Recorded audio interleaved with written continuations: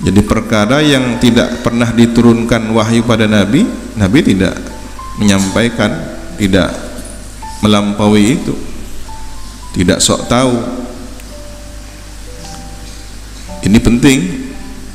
Orang yang memahami isyarat ini, terutama para pewaris Nabi, jangan pernah mendahulukan akal pikirannya ataupun sesuatu yang bersifat timbul dari diri sendiri sebelum mendapatkan petunjuk dari Allah.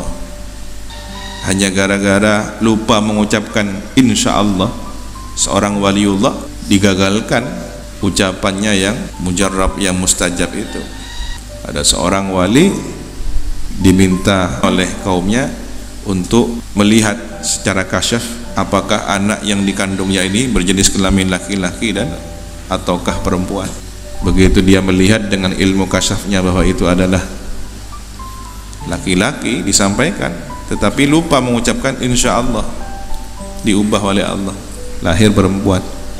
Ada juga kisah bagaimana seseorang yang dia lihat di keningnya tertulis orang ini mati su'ul khatimah. Sudah, menurut penglihatan muridnya yang juga seorang yang dianugerahi kasyaf, gurunya adalah orang yang su'ul khatimah, dia sedih. Tapi jalan takdir lain, ada satu peristiwa yang mengubah dirinya itu karena dia khawatir dan menyesal atas apa yang dia melampaui batas pengetahuan dirinya. Penyesalan inilah yang kemudian menjadi pintu kebaikan. Ternyata tulisan su'ul khatimahnya terhapus menjadi husnul khatimah. Berarti apa? Keputusan akhir tetap kembali kepada Allah Subhanahu wa taala.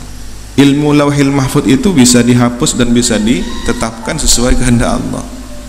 Sebagaimana hikmah adanya nasakh mansuh, ya, di Al-Qur'an ada ayat yang dinasakh, ada ayat yang memansuh, ya. Ini dinasakh oleh ayat satunya, ini dimansuh oleh ayat yang berikutnya, ini menasakh, ini dimansuh, kan begitu. Apa hikmahnya? Kalau orang yang tidak beriman atau bahkan terjangkit penyakit kekufuran, kefasikan, setidaknya dia punya keraguan pada Al-Quran, boleh jadi komentarnya sangat negatif pada Al-Quran. Ini apa? Kitab suci yang kok diubah-ubah, diralat seperti tidak bisa memprediksi masa depan. Katanya semua ilmu ditakdir oleh Allah. Justru itulah kemudian Allah Maha mengetahui apa di balik rahasia ayat ini dimansuh, ayat ini pernah difirmankan tapi kemudian hukumnya tidak berlaku lagi. Semua ada pembelajaran, ada ibrah. Tapi siapa yang pandai menerima pelajaran itu? Ya ulul albab. Tidak semua orang bisa memahami petunjuk dari Allah Subhanahu wa taala. Sebagaimana di kelas ada murid yang tidak faham terhadap keterangan guru. Bukan berarti kemudian keterangan guru itu tidak jelas, tetapi boleh saja faktor kecerdasan murid yang terbatas, ya. Walaupun tidak boleh seorang guru mengatakan kamu itu tidak paham ucapan saya karena bodoh. Nah, sebaiknya seorang guru mengevaluasi dirinya, ya, boleh jadi karena saya tidak pandai menjelaskan keterangan agama.